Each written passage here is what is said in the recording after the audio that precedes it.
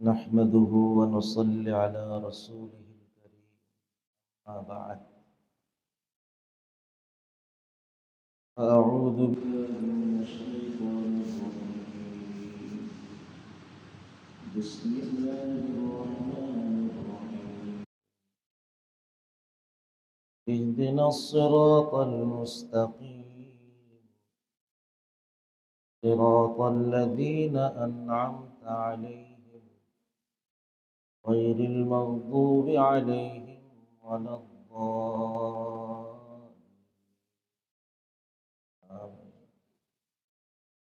وقال رسول الله صلى الله عليه وسلم: اللهم إني أسألك رضاك والجنة وأعوذ بك من سخطك والنار. صدق الله مولانا العظيم، وصدق رسوله النبي الكريم. الحمد لله আল্লাহ তাআলার বহুত বড় ইহসান, মেহেরবানি যে আল্লাহ তাআলা আমাদেরকে মাগরিবের সালাতের জামাতে আদায়ের পর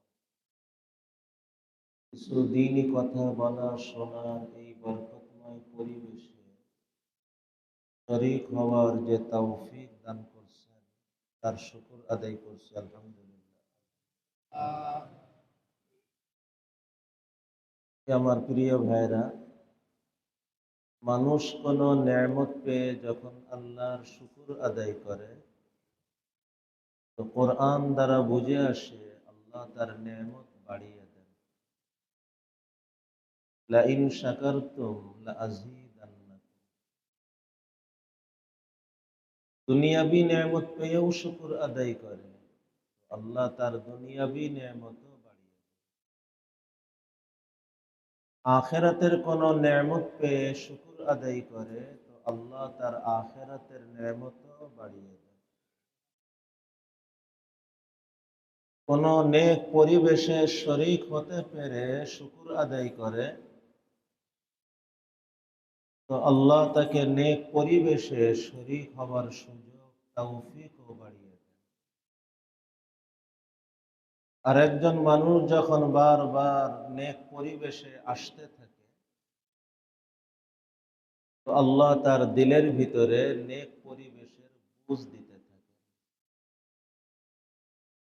এরপরেও আসতে থাকে,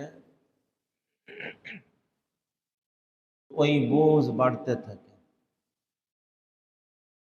বাড়তে বাড়তে এক সময় আল্লাহর মেহেরবানিতে সে পুরা নেক পরিবেশের মানুষ হয়ে ওঠে। নেক পরিবেশের মানুষ হওয়ার পরেও নেক পরিবেশে লেগে থাকে নিয়ম মেনে, নিয়মিতভাবে। তো আল্লাহ তাকে শুধু নেক পরিবেশের মানুষই বানান না, বরং আল্লাহ তাকে নেক পরিবেশের চুম্বকও বানিয়ে নেন। যেমন লোহা অনেক সময় চুম্বকের সাথে লেগে থাকে, তো লোহার ভিতরেও চুম্বক ভাব এসে পড়ে। হয়তো একটা সময় ছিল যখন সে নিজেই পথহারা, কিন্তু আজ আল্লাহর মেহেরবানিতে সে শুধু জান্নাতি পথের পথিকই হয় না, আল্লাহ তাকে জান্নাতি পথের মাইল ফলকও বানিয়ে নেন। যে মাইল ফলক দেখে দেখে, অনুসরণ করে করে বহু পথহারা মানুষ জান্নাতের পথ পেতে থাকে, জান্নাতের পথ চলতে থাকে, আর জান্নাত পর্যন্ত পৌঁছতে থাকে। আল্লাহ আমাদের সকলকে নেক পরিবেশের চুম্বক হিসেবে কবুল করেন। আল্লাহ আমাদের প্রত্যেককে জান্নাতি পথের শুধু পথিক হওয়া না, জান্নাতি পথের মাইল ফলক হওয়াতে কবুল করেন। আমার প্রিয় ভাইরা, এই মসজিদে আমার এই দ্বিতীয়বার আসা, আর ক্যাম্পাস হিসেবে এটা তৃতীয়বার আসা। কোনো এক জায়গায় মানুষ একবার আসলেও দিলের সম্পর্ক হয়ে যায়। এখানে বারবার যখন আসা হয় তো সম্পর্ক অনেক বেড়ে যায়। বিশেষ করে এখানে ডিসি সাহেব, আমাদের ইমাম সাহেব, ওনাদের মহাব্বত আর সম্পর্ক, আন্তরিকতার কারণে মনে হয় যেন আমার নিজের কোনো জায়গা। ছাত্র ভাইদের আন্তরিকতায় মনে হয় যেন আমি নিজের ঘরের ভিতরেই আছি। আল্লাহ আমাদের এই মহাব্বত আর সম্পর্ক দুনিয়াবী সমস্ত স্বার্থের ঊর্ধ্বে শুধু আল্লাহর জন্য, আল্লাহর দ্বীনের জন্য কবুল করে। আর এই সম্পর্ক আল্লাহ পুরা এই পরিবেশের ভিতরে এক দ্বীনি মাহল তৈরি হওয়া, জান্নাতে এক বাতাস প্রবাহিত হওয়ার মাধ্যম হিসেবে আল্লাহ কবুল করে। হে আমার প্রিয় ভাইরা, আজকে যে কয়েকটা কথা আপনাদের খিদমতে আমি আরজ করতে চাই, তার সর্বপ্রথম কথা, জীবনকে চিনতে হবে কে আমি, জীবনের পরিচয় কি আমার। কারণ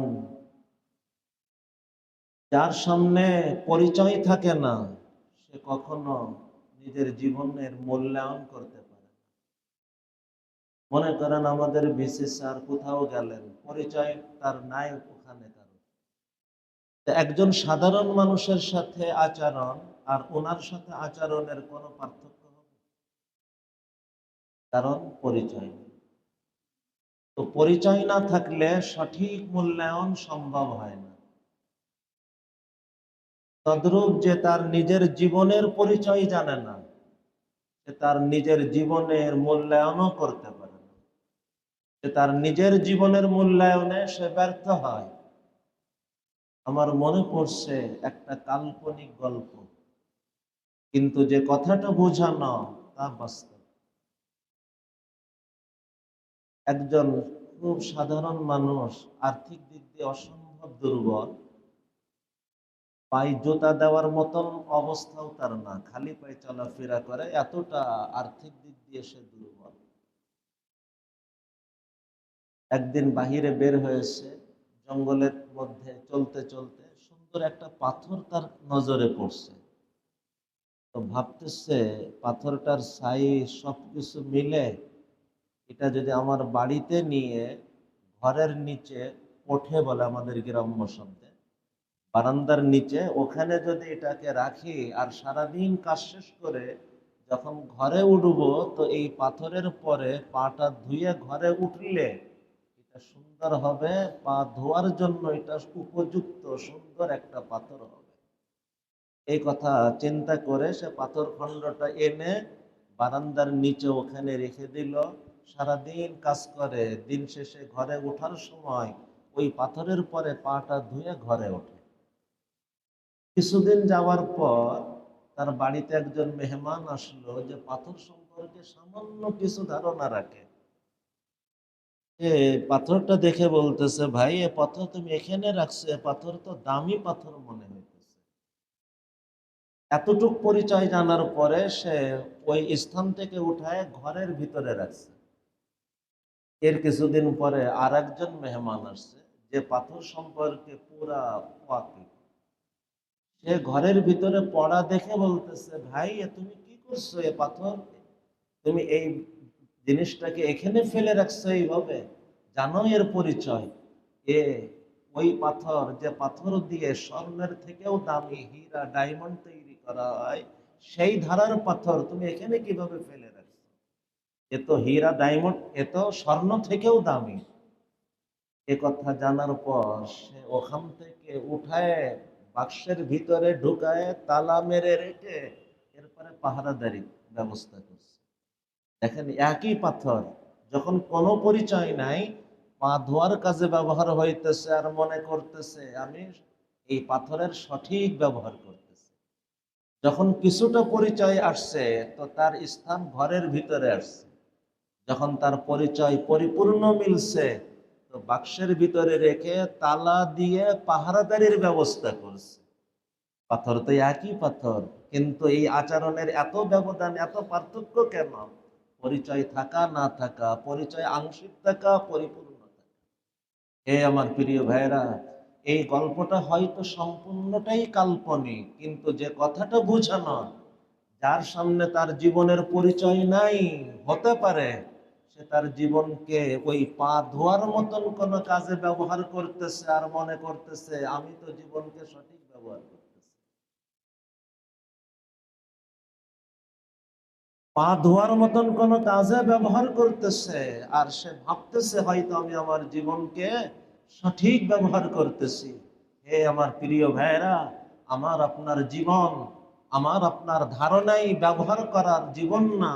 এই জীবনের পরিচয় জানতে হবে, এই জীবনের ব্যবহার জানতে হবে, এই জীবনের গন্তব্যটা কি। একজন মানুষ তার জীবন দিয়ে কোটি টাকা না, হাজার হাজার কোটি টাকাও যদি অর্জন করে আর মনে করে এটা আমার জীবনের সঠিক মূল্যায়ন, আমি বলবো কোনো সন্দেহ ছাড়া, কসম বা খুদা, এটাকে যদি সে তার জীবনের সঠিক ব্যবহার মনে করে, আমি কসম বা খুদা বলতেছি, এই হাজার কোটি টাকা জীবনে অর্জন করতে পারা এটা জীবনের সঠিক ব্যবহার না। এই ব্যবহার ওই পা ধোয়ার কাজে পাপ ব্যবহারের মতনই এক ব্যবহার। কেউ যদি মনে করে আমি আমার জীবন দিয়ে সারা দুনিয়ার সব থেকে বড় ক্ষমতাধর ব্যক্তি হওয়া আমার জীবনের সার্থকতা, সফলতা, হে আমার প্রিয় ভাইরা, সন্দেহ নেই, চুল পরিমাণ সন্দেহ নাই, কসম বা খোদা, এটাও জীবনকে ওই পা ধোয়ার কাজে ব্যবহার করার মতন এক ব্যবহার, এবং এই ব্যবহারে নিজেকে সার্থক মনে করার মতন মনে করা।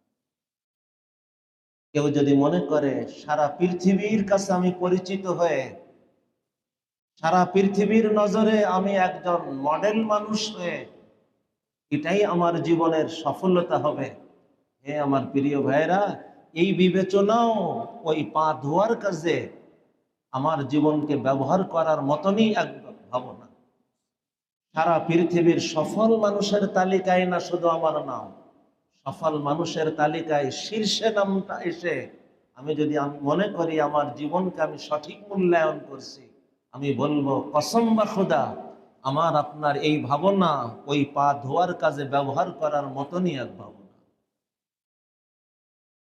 এগুলো জীবনের লক্ষ্য না, এগুলো জীবনের গন্তব্য না, এগুলো জীবন চলার পথে অনেক প্রয়োজন, অনেক অবস্থা। এর যে এদিকে আমার করণীয় কি এটা ভিন্ন এক প্রসঙ্গ, কিন্তু এটা আমার জীবনের লক্ষ্য না নিঃসন্দেহে।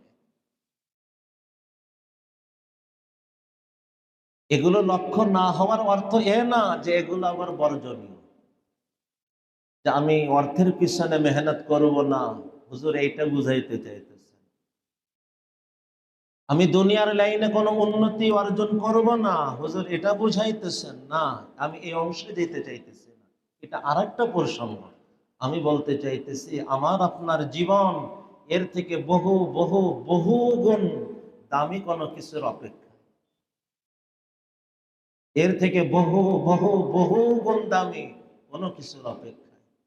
হে আমার প্রিয় ভাইরা,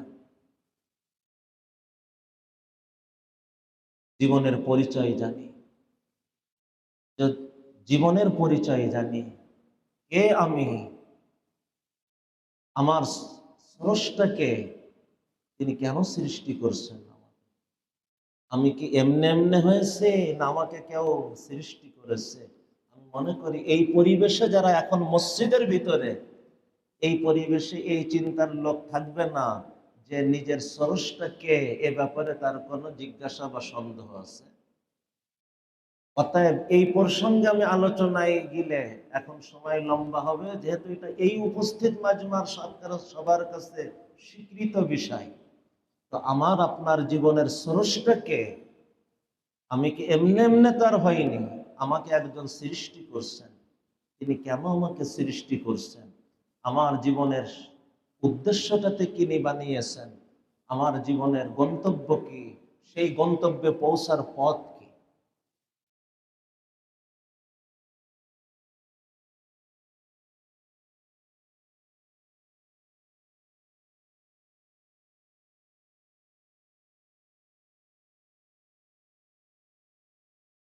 আমার প্রিয় ভাই, জীবনের যদি সঠিক পরিচয় মেলে, জীবনের গন্তব্য যদি সঠিক গন্তব্য আমার সামনে আসে, তাহলে আমি আমার জীবনের গন্তব্যে পৌঁছতে সক্ষম হব, আমি আমার জীবনের উদ্দেশ্যে উত্তীর্ণ হতে সক্ষম হব। আজকে সারাটা জীবন দিয়ে আমি হাজার হাজার কোটি টাকার মালিক হতে পারাকে জীবনের সার্থকতা মনে করতেছি। একটা দেশ, আরে সারা পৃথিবীর ক্ষমতাধর ব্যক্তি হওয়াকেও সফলতা মনে করার সুযোগ।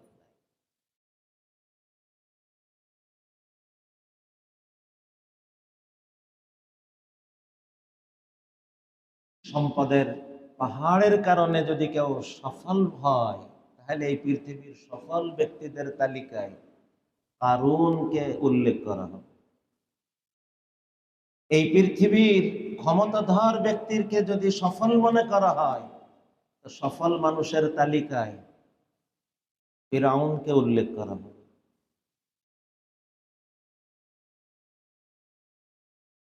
হে আমার প্রিয় ভাইয়েরা, এর সাথে সফলতার কোনো সম্পর্ক নেই। সূরা ওয়াল আসরের ভিতরে আল্লাহ সময়ের কসম, যুগের কসম খেয়ে বলতেছেন, ওয়াল আসর ইন্নাল ইনসানা লাফি খুসর। সমস্ত মানুষ ক্ষতির মধ্যে, কোটিপতিও ক্ষতির মধ্যে, ক্ষমতাধর ক্ষতির মধ্যে, পরিচিত মানুষটাও ক্ষতির মধ্যে, সবাই ক্ষতির মধ্যে। আবার এর পাল্টাটাও শুনে নেন, নিঃস্ব গরিব অসহায় সেও ক্ষতির মধ্যে, কেউ তাকে চেনে না সেও ক্ষতির মধ্যে, সমাজের সব থেকে অবহেলিত সেও ক্ষতির মধ্যে। ক্ষতির সম্পর্ক আর সফলতার সম্পর্ক এইগুলির সাথে না, এর সম্পর্ক চারটে গুণ যার ভিতরে থাকবে সে সফল, আর এই গুণ থেকে যে বঞ্চিত হবে সে ব্যর্থ। ইল্লাল্লাযীনা আমানু ওয়া আমিলুস সালিহাত ওয়া তাওয়াসাউ বিল হক ওয়া তাওয়াসাউ বিস সাবর। এই চারটে গুণের সাথে যে সম্পৃক্ত হতে পারবে সে ক্ষতি থেকে নিরাপদ হবে, সে সফল হবে। আরে ক্ষমতার কারণে কি মানুষ মূল্যহীন হয়ে যায়? না, ক্ষমতার কারণে যদি মূল্যহীন হয়, তাহলে বলতে হবে সারা দুনিয়ায় রাজত্ব করা নবী সৈয়দনা হযরতে সুলাইমান আলাইহিস সালাম ব্যর্থ। পারবো কেউ বলতে এই নবী ব্যর্থ?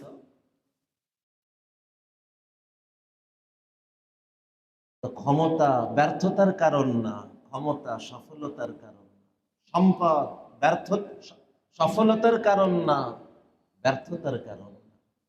সফলতা ব্যর্থতা জীবন যিনি দিয়েছেন, তিনি যে উদ্দেশ্য আমার জীবনের গন্তব্য নির্ধারণ করছেন, সেই উদ্দেশ্যকে বুঝে সেই উদ্দেশ্যে উত্তীর্ণ হওয়ার সাথে সেই উদ্দেশ্য না জানা, সেই উদ্দেশ্যে উত্তীর্ণ না হওয়ার সাথে।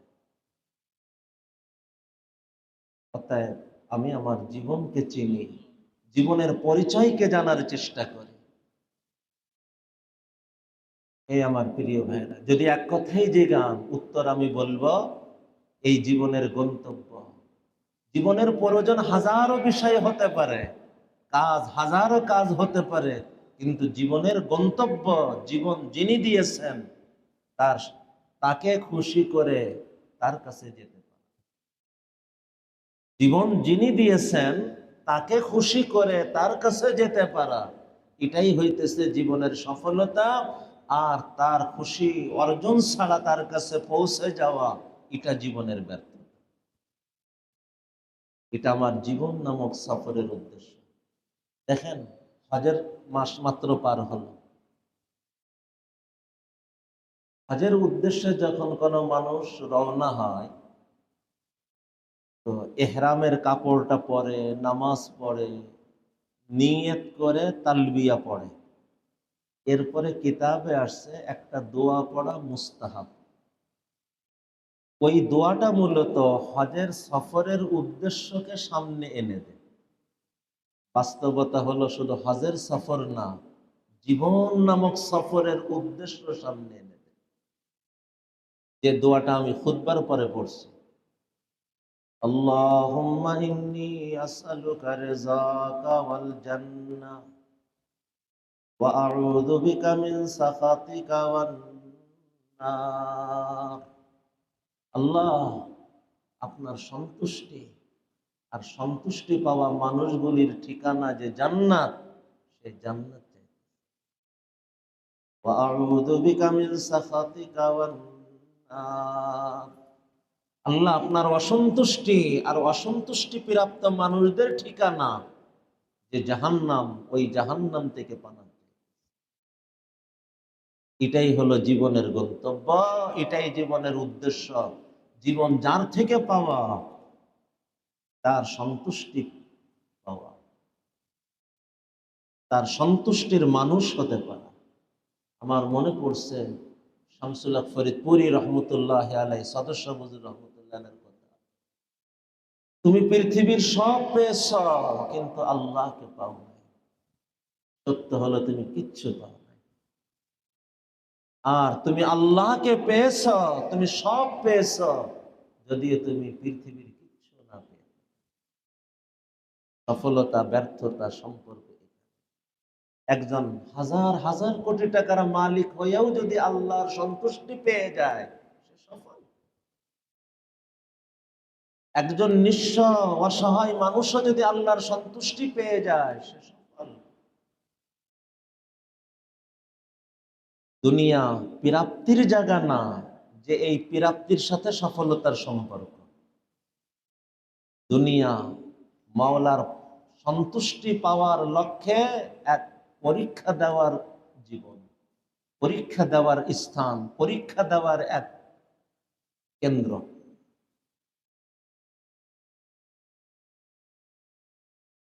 আল্লাহ কাউকে পরীক্ষা দেন সম্পদ দিয়ে, যে তুমি সম্পদ পেয়ে কতটা কৃতজ্ঞ।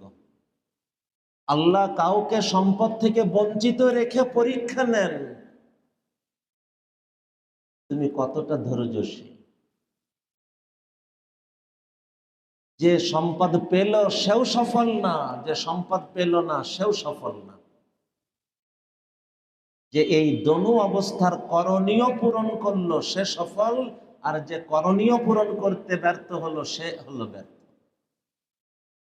একজন দোয়া করতেছে, দোয়া করার পর সে তার দোয়াটা, তার মনের বাসনা পেয়ে গেল। আর একজন দোয়া করতেছে, এরপরেও সে তার মনের বাসনা পেল না। কাউকে সফল আর ব্যর্থ ভাবার সুযোগ নেই। আমার দোয়া যদি কবুল হয়, এটা আমার প্রাপ্তি না, এই কবুল হওয়াটা হইতেছে আমার নতুন করণীয়, নতুন পরীক্ষার সামনে আমাকে দাঁড় করানো, যে তুমি এই প্রাপ্তিকে আল্লাহর পক্ষ থেকে মনে করো না নিজের মনে করো। যদি আল্লাহর মনে করো, তা আল্লাহর কৃতজ্ঞ কিনা তুমি, আল্লাহর শুকরগুজার কিনা তুমি, আল্লাহ এটা দেখতে চান। আর তোমার দোয়া যদি পূরণ না হয়, তে কথা ভেবো না যে তুমি ব্যর্থ, তোমার চাওয়াও পূরণ রাখা হয়। বরং তুমি আর এক পরীক্ষার ভিতরে, যে তোমাকে তোমার চাওয়া না দিয়ে আল্লাহ তোমাকে সবরের পরীক্ষায় মুখোমুখি করছেন। এই পরীক্ষায় তুমি উত্তীর্ণ না ব্যর্থ হও, এটা দেখার জন্য। অতএব যে তার ফলাফল পেল সে যেমন সফল, যে ফলাফল পেল না সেও তেমনই সফল। সফলতার সম্পর্ক অন্য কিছু। সামান্য মুনাসাবাতে আমি অন্য একটা গল্প আপনাদেরকে শোনাই, এটা উপকার হবে। আজকে সকালে এই গল্পটা শোনাইতেছিলাম। আমার খুব কাছের, আপনাদের এই যে খতিব সাহেবের উস্তাদের ঘটনা শোনাইতেছে, হয়তো ওনার সামনেও ঘটনা আছে কিনা আমি জানি না। উনি দাওরাই হাদিসের পরীক্ষায় হলে বসছেন, প্রশ্ন নিয়ে লিখতেছেন। হঠাৎ একটা অংশ ওনার ব্রেন থেকে সরে গেছে, তো প্রশ্নপত্র হাতে নিয়ে দুরূদ শরীফ পড়তেছেন, যদি আল্লাহ ব্রেনে দিয়ে দেয়। আল্লাহর কি কুদরত! পাশে একটা, মানে এটা কুদরত না বলে বলেন আল্লাহর পরীক্ষা। পাশে দুইজন ছাত্র বসছে, তাদের একজন হুবাহু ওই অংশটা তার পাশে একজনকে জিজ্ঞাসা করতেছে যে ভাইয়া এর উত্তর কি হবে। বন্ধু মানুষ, সাথী মানুষ, সে তাকে উত্তর দিয়ে দিছে। তাদের পরস্পরের এই আলোচনা ওনার কানে আসছে, পুরা বিষয় ওনার কাছে পরিষ্কার হয়ে গেছে। এখন উনি ভাবতেছেন এই অংশটা তো আমার ব্রেনে ছিল না। তারা পরস্পরে যে আলোচনা করলো, এই আলোচনা তো এক ধরনের নকল। এই নকলের ভিত্তিতে যে বিষয়টা আমার সামনে আসছে, এখন যদি আমি এটা লিখি, এটা আমার এক ধরনের নকল হবে, খেয়ানত হবে। যদি আমার মনে এসে গেছে, আমি এটা লিখতে পারি না। উনি না লিখে পরের অংশ লিখে সামনে বাড়লেন। এই না লিখার কারণে এই অংশের নম্বর তো উনি পাবেন না।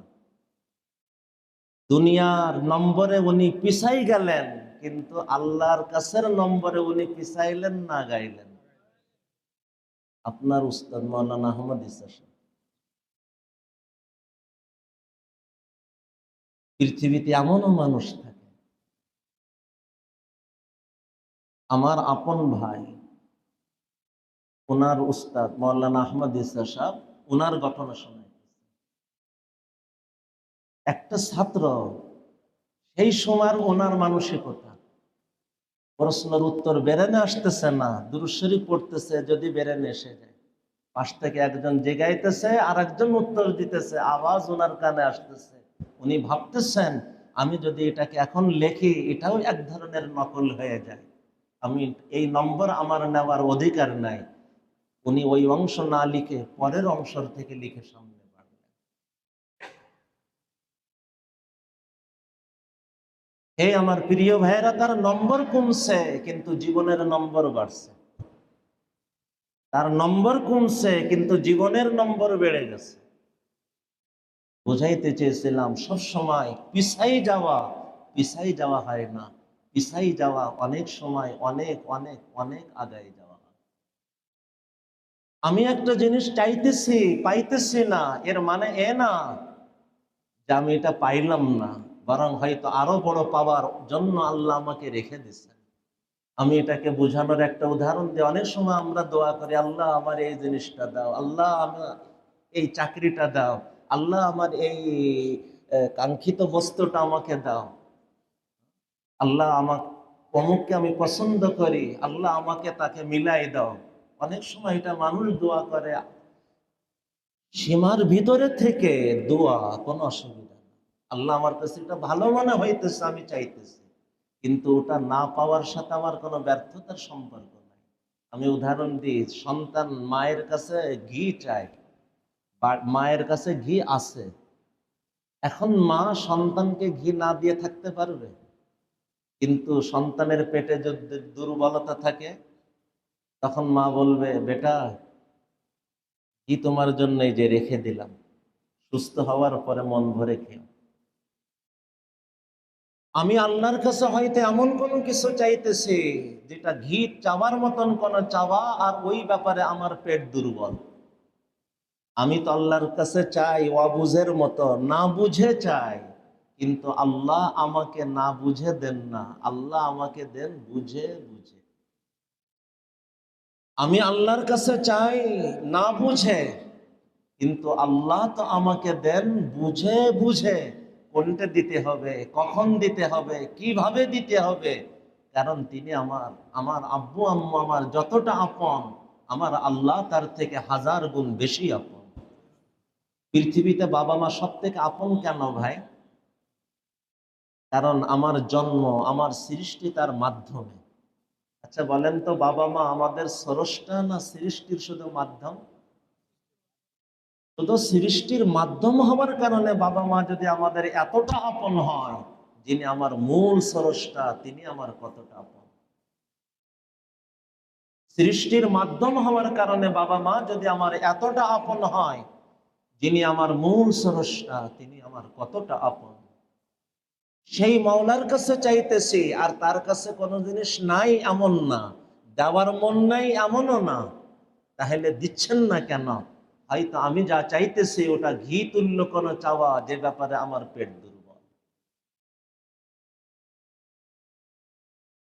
এ লম্বা প্রসঙ্গ এবং বড় উপকারী প্রসঙ্গ। এই এই অংশকে যদি কেউ বুঝে নেয়, সে তার জীবনে কখনো হতাশ হয় না, কখনো নিরাশ হয় না, কখনো সে হতাশার ভিতরে পড়ে না। হে আমার প্রিয় ভাইরা, জীবনকে নিজের হাতে ধরে রাখে, তার টেনশনের কোনো শেষ নাই। জীবনকে যে তার স্রষ্টার হাতে দিয়ে দিতে পারে, তার টেনশনের কোনো কারণ নাই। লিখে রেখো, দিলের মধ্যে গেঁথে নিও, জীবন নিজের হাতে ধরে রাখে, তার টেনশনের কোনো শেষ নাই। আর যে জীবন তার মালিকের হাতে ছেড়ে দেয়, তার টেনশনের কোনো কারণ নাই। আমি চাই না বুঝে, কিন্তু তিনি তো দেন সব বুঝে বুঝে। হে আমার প্রিয় ভাইরা, তো জীবনের সফলতা হলো যিনি জীবন আমাকে দিয়েছেন তার সন্তুষ্টি অর্জন করতে পারা। এই সন্তুষ্টি অর্জন কাউকে আল্লাহ সবরের মুখোমুখি করে পরীক্ষা নেন, কাউকে আল্লাহ শুকরের পরিবেশের মুখোমুখি করে পরীক্ষা নেন। অনেকে জিজ্ঞাসা, হুজুর আল্লাহর কাছে ধনী দামি না গরিব দামি? উত্তর হলো, ধনীও দামি না, গরিবও দামি না। ধনী এই অবস্থায় করণীয় যদি করতে পারে তো দামি, আর গরিব তার এই অবস্থার করণীয় যদি করতে পারে তো সে দামি। ধনী যদি এই অবস্থার করণীয় কৃতজ্ঞ হতে পারে তো সে দামি। গরিব এই অবস্থার করণীয় সে যদি ধৈর্যশীল হতে পারে তাহলে সে দামি। হে আমার প্রিয় ভাইয়েরা, সফলতার সম্পর্ক জীবন যিনি আমাকে দিয়েছেন, জীবন যিনি আমাকে দিয়েছেন তার সন্তুষ্টি পাওয়া না পাওয়ার সাথে। আর মনে রাখা, এই দুনিয়া প্রাপ্তির ঘর না, এ দুনিয়া পরীক্ষার ঘর। সামান্য সময়ের দুনিয়া, সামান্য সময়ের পরীক্ষা, এরপরে আসবে প্রাপ্তি। কেমন প্রাপ্তি, কেমন প্রাপ্তি, কেমন প্রাপ্তি! আল্লাহু আকবার। বুখারী মুসলিম মুত্তাফাক আলাইহি হাদিসের বক্তব্য, এমন প্রাপ্তি যে প্রাপ্তি কোনো চোখ দেখে নাই, কোনো কান শোনে নাই। তার দেখা আর শোনাকে মিলায় সে কল্পনা করে, তার কল্পনার দৌড় যে পর্যন্ত যাবে তার থেকে ঊর্ধ্বে হবে সে প্রাপ্তি। আ'দাতু লিইবাদিয়াস সালিহিনা মা লা আইনুন রাআত ওয়ালা উযুনুন সামিআত ওয়ালা খাতারা আলা কলবি বাশার। কেমন প্রাপ্তি! আরে একটা দেশের মন্ত্রী হয়ে, উপদেষ্টা হয়ে, প্রধানমন্ত্রী, প্রধান উপদেষ্টা হয়ে তুমি জীবনকে সফল ভাবতেছ, অথচ তোমার জন্য অপেক্ষা করতেছে কেউ যদি এই পরীক্ষায় উত্তীর্ণ হতে পারে, সর্বনিম্ন উত্তীর্ণ মানুষকে যে পুরস্কার দেওয়া হবে, এই পৃথিবীর থেকেও 10 গুণ বড় পৃথিবী পরিমাণ জান্নাতের প্রাপ্তি তার হবে। এই দুনিয়ার সর্বনিম্ন প্রাপ্তি ব্যক্তি, সর্বনিম্ন পুরস্কার প্রাপ্ত ব্যক্তি, তার প্রাপ্তির পরিমাণ এই পৃথিবীর থেকে 10 গুণ পৃথিবী, সেই পরিমাণের জান্নাত তার প্রাপ্তি। এই জান্নাতের জমিন তাহলে মনে হয় একদম প্রত্যন্ত অঞ্চলের জমিনের মতন মূল্যহীন জমি। বুখারীর সম্ভবত রিওয়ায়াতে আসছে যে দেখো, গ্রামের জমি শহরের জমির মূল্য এক হবে, শহরের জমি রাজধানীর জমির মূল্য এক হবে। হাদিসে আসছে একটা লাঠি রাখা পরিমাণ জান্নাতের জমিনের মূল্য সারা দুনিয়ার থেকেও বেশি। ওই জান্নাত, ওই জান্নাত এই পৃথিবীর থেকে 10 গুণ পরিমাণ আল্লাহ তাআলা আমাদেরকে দিবেন, যে সর্বনিম্ন জান্নাত যার প্রাপ্তি হবে। কারোর মাথায় প্রশ্ন আসে না বারে যে হুজুর এত এত জান্নাতি হবে, সর্বনিম্ন জান্নাতিকে এত কিছু দেওয়া হবে, সেই জায়গা কোথায়? মায়ের পেটে থাকা মানুষকে যদি বলা হয় তুমি একটু পরেই এমন এক জগতে আসতেছ যে জগতে এর থেকে হাজার লাখ কোটি কোটি শত কোটি গুণ বড় প্রশস্ত, সে বলবে গল্প কোথার থেকে শোনাইতেছে। কিন্তু যখন দুনিয়ার জগতে এসে যাবে তখন তার কাছে আর গল্প থাকবে না, বাস্তব চোখের সামনে। দুনিয়ার এই পেটের জগৎ থেকে বের হই, এরপরে আখিরাতের ওই জগতে সব পরিষ্কার হবে। হে আমার প্রিয় ভাইরা, এই জীবন একটা দেশ না, মহাদেশ না, সারা পৃথিবীর 5 বছরের ক্ষমতা না। এই পৃথিবীর থেকেও 10 গুণ বড় জান্নাতের 2 দিনের জন্য না, 10 বছরের জন্য না, 100 বছরের জন্য না, হাজার হাজার কোটি বছরের জন্য না, অনন্ত অনন্তকালের জন্য, অনন্ত অনন্তকালের জন্য আল্লাহ ওই সম্পদ, ওই জান্নাত, ওই অবস্থান আল্লাহ আমাকে দিবেন। এই জীবন তার জন্য। লক্ষ টাকার একটা মোবাইল ছোট বাচ্চা যদি ভাঙড়ির দোকানে বিক্রি করে, এক মুঠ ভূতের ডিম, চেনো ভাই? ছোটবেলায় আমরা দেখতাম, এখন আছে কিনা আমি জানি না, পাওয়া যায় এখনো ভূতের ডিম ছোট ছোট। তো লক্ষ টাকা দামি মোবাইল সেট কোনো বাচ্চা যদি ভাঙড়ির দোকানে বিক্রি করে, এক মুঠ ভূতের ডিম নিয়ে যদি খুশিতে বগল দাবায়, দেখো আমি কি নিয়ে আসছি, বলেন এটা কি তার বড় প্রাপ্তি না বড় ব্যর্থতা? কিন্তু ছোট বাচ্চা বোঝার স্তরে না। হে আমার প্রিয় ভাইরা, এটা যেমন ব্যর্থতা, এটা যেমন অবুঝের কথা, তার থেকে হাজার লাখ কোটি গুণ বেশি ব্যর্থতা আর অবুঝের কথা। যার জীবনের সম্ভাবনা ছিল এমন এমন, সে দুনিয়ার হাজার কোটি টাকা নিয়ে বগল দাবাইতেছে, একটা দেশের উপদেষ্টা হয়ে, মন্ত্রী হয়ে নিজেকে সফল ভাবতেছে, দুনিয়ার লক্ষ মানুষের সামনে পরিচিত হয়ে নিজেকে সফল ভাবতেছে। আরে তোমার জীবনের সম্ভাবনা কি ছিল, আর তুমি কিসের পরে সন্তুষ্ট হয়ে আছো? তোমার জীবনের গন্তব্য কি ছিল, আর তুমি কোথায় দাঁড়িয়ে তুমি নিজেকে সফল ভাবতেছ? জীবনের সফলতা, জীবনের সফলতা, জীবন যার থেকে পাওয়া তার সন্তুষ্টি পাওয়া, তার সন্তুষ্টি পাওয়া, তার সন্তুষ্টি পাওয়া। এর ভিতর দিয়ে যদি কেউ কোটিপতি হতে পারে আলহামদুলিল্লাহ, সারা দুনিয়ার ক্ষমতাদার হতে পারে আলহামদুলিল্লাহ, সারা দুনিয়ার নজর কাড়া মানুষ হতে পারে আলহামদুলিল্লাহ, কোনো অসুবিধা নাই। কিন্তু এটা মূল নয়। মূল জীবন যিনি আমাকে দিয়েছেন, জীবন দিয়ে তার সন্তুষ্টি অর্জন করতে। হে আমার প্রিয় ভাইয়েরা, বলো তো, আমার তোমার এই জীবন পাওয়ার মধ্যে পরিবারের কোনো অংশ আছে, সমাজের কোনো অংশ আছে, দলের, দেশের, পৃথিবীর, আমার নিজের? যখন এই জীবন পাওয়ার মধ্যে পৃথিবীর কারোর কোনো অংশ নাই, আমার নিজেরও কোনো হাত নাই, এই জীবন থেকে যা কিছু হবে আমার এই পৃথিবীর কারুর হয়ে ভাবা করার সুযোগ নাই, আমার নিজের হয়েও ভাবার কোনো সুযোগ নাই। জীবন যিনি আমাকে দিয়েছেন তার হয়ে আমাকে জীবন কাটাইতে হবে, তার সন্তুষ্টিকেই সামনে রেখে আমাকে চলতে হবে। হে আমার প্রিয় ভাইরা, যদি কেউ জীবনের এই লক্ষ্যকে সামনে রেখে চলতে পারে, কারোর মনে মনে হয়তো ভাবনা চলতেছে, হুজুর শুধু কবর জগৎ নিয়ে আলোচনা করতেছে, আমাদের এই দুনিয়ার জীবনটাও তো আমাকে কাটাইতে হবে, এই দুনিয়ার জীবনটা আমার সুন্দর হবে কিভাবে, সে ব্যাপারে তো হুজুর কিচ্ছু বলছেন না। হে আমার প্রিয় ভাইরা, পুরা শরীরকে কান বানাই শোনা, সুই রাখা পরিমাণ কোনো সন্দেহ নাই কথার মধ্যে।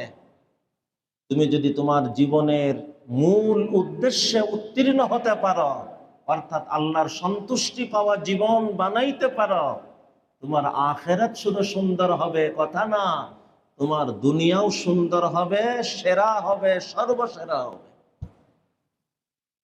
সুন্দর হবার মানে না যে হাজার কোটি টাকার মালিক হয়ে যাবে, সুন্দর হবার মানে না যে তুমি বড় ক্ষমতাধর কেউ হয়ে যাবে, তোমার সুন্দর হবার অর্থ এ না যে তোমার চাওয়াটা তোমার সামনে এসে হাজির হয়ে যাবে। সুন্দর হওয়ার অর্থ হলো দুনিয়ার এই সব প্রাপ্তির উদ্দেশ্য কি? শান্তি। একটু শান্তি চায় ভাই। টাকা কি মূল উদ্দেশ্য নাকি শান্তির মাধ্যম? কোথা যখন লাগে প্লেট ভরে টাকা এনে যদি বলা হয় খেয়ে পেট ভরে নাও, পিপাসা যখন লাগে গিলাস ভরা টাকা দিয়ে যদি বলা হয় পান করে নাও, কি হবে? তো এগুলো আমার মূল না, মূল আমার শান্তি পাওয়া। হে আমার প্রিয় ভাইরা, শান্তি শান্তি শান্তি দিলের মধ্যে গেঁথে নাও। আমার মালিকের 99 নামের এক নাম আসসালাম। আসসালাম, আল্লাহর 99 নামের এক নাম কি? আসসালাম। আল্লাহ তাআলা তার নাম আসসালাম রেখে সারা পৃথিবীর মানুষকে এই মেসেজ দিয়েছেন, তুমি শান্তি চাও, শান্তি তোমার মাওলার 99 নামের এক নাম। সেই শান্তির মাওলাকে যদি তুমি পেতে পারো, তোমার জীবন শান্তিতে ভরা হবে। কোটি টাকা থাকলেও শান্তি থাকবে, নিঃস্ব থাকলেও তোমার দিলে শান্তি থাকবে। শান্তি ভিন্ন, শান্তির বস্তু ভিন্ন। দেখেন, একজন ফাঁসির আসামি, আজ রাত 12টা 1 মিনিটে তাকে ফাঁসি দেওয়া হবে। এই মানুষটাকে যদি এসি রুমে সুন্দর গালিচার পরে পৃথিবীর উন্নত খাবার দিয়ে ভরা দস্তরখানা সামনে দিয়ে বাহির থেকে একজন মানুষ এই অবস্থায় তাকে দেখে, মনে করবে কি লোকটা শান্তির ভিতরে ডুবা। সে কি আসলে শান্তিতে ডুবা না অশান্তিতে ডুবা? উন্নত গালিচা, এসি, সারা পৃথিবীর সেরা খাবার দিয়ে ভরা তার সামনে দস্তরখান, রাত 12টা 1 মিনিটে তার ফাঁসি। বাহির থেকে দেখে মানুষ কি ভাববে, আর বাস্তবতা তার কি? শান্তি ভিন্ন, শান্তির বস্তু ভিন্ন। এর পাল্টা এবার আরেকটা উদাহরণ নাও। মনে করো খুব ঠান্ডা, এখন হাড় কাঁপানো ঠান্ডা হয় না মাঝে মাঝে? ঘোষণা হলো, এখান থেকে 1-1.5 কিলোমিটার দূরের একটা জায়গার নাম বলেন তো। হ্যাঁ? কোয়ে বাজার। আজকেরা শেষ রাত্রে যারা ফজরের সময় পায়ে হেঁটে হেঁটে কোয়ে বাজারে যাবে, তাদের প্রত্যেককে 10 কেজি করে স্বর্ণ দেওয়া হবে। ভাই, তোমরা যারা যুবক, তোমরা না শুধু, যে বৃদ্ধ মানুষ লেপের তলাতেও কাঁপে, ধারণা কি সেও বেরোয় যাবে না? তাকে যদি কেউ জিগায়, চাচা যান ঠান্ডায় কষ্ট হচ্ছে না, আমার ধারণা ওই মুরব্বীর উত্তর হবে, না রে বাপু, তেমন ঠান্ডা তো লাগে না। উত্তর তেমনই হবে। ওই হাড় কাঁপানো ঠান্ডা গেল কোথায়? 10 কেজি স্বর্ণের কথাই হাড় কাঁপানো ঠান্ডা তার কাছে ওম হয়ে গেছে। হে আমার প্রিয় ভাইরা, যখন কোনো মানুষ সালাম মাওলাকে পেয়ে যায়, সালাম মাওলা তার সামনে 10 কেজি স্বর্ণ না, এমন কোন স্বর্ণ ভান্ডার খুলে দেন, হাড় কাঁপানো না, হাড় গলানো বিপদের মুখোমুখি হয়েও তার দিলের মধ্যে শান্তির বাতাস চলতে থাকে, তার অন্তরের মধ্যে শান্তির বাতাস চলতে থাকে। সালাম মাওলার হয়ে দেখো, শান্তি চাই।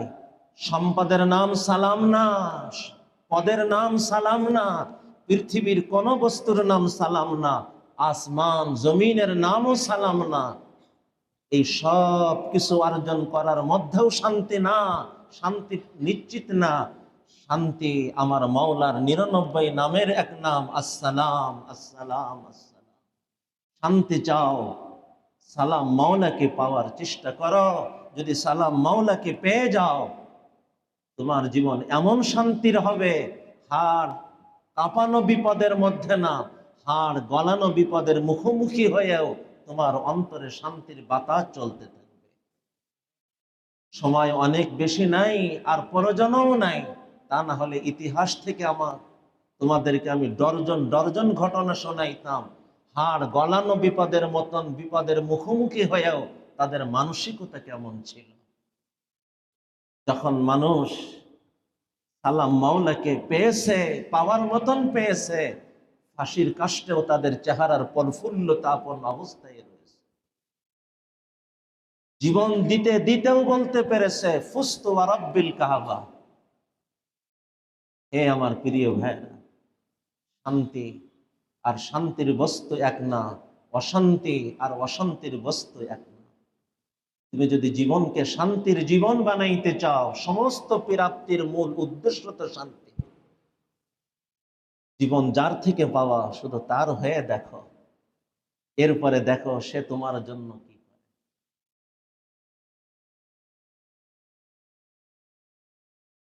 তুমি ইঞ্জিনিয়ার হবে, তোমার অন্তর শান্তিতে ডুবা, একজন ইঞ্জিনিয়ার। তুমি অ্যাডভোকেট হবে, শান্তিতে তোমার দিল ডুবা, এক অ্যাডভোকেট তুমি হবে।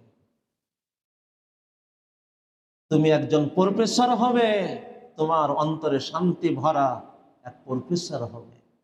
তুমি একজন ভিসি হবে, তোমার দিলের ভিতরে শান্তি ভরা এক ভিসি হবে।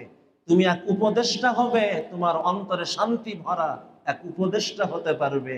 তুমি পৃথিবীর যে স্থানেই থাকো, তোমার শান্তি তোমার অন্তরের মধ্যে থাকবে, এমন শান্তি যে শান্তি কোনো, ইমাম গজালি রহমতুল্লাহ আলাইহি বলেন, দুনিয়ার রাজা বাদশারা যদি জানতো এই দিলের মধ্যে কি শান্তি, তাদের ক্ষমতায় যদি কুলাইতো, সমস্ত সৈন্য নিয়ে হামলা করে হলেও আমাদের এই শান্তি নেওয়ার চেষ্টা করত।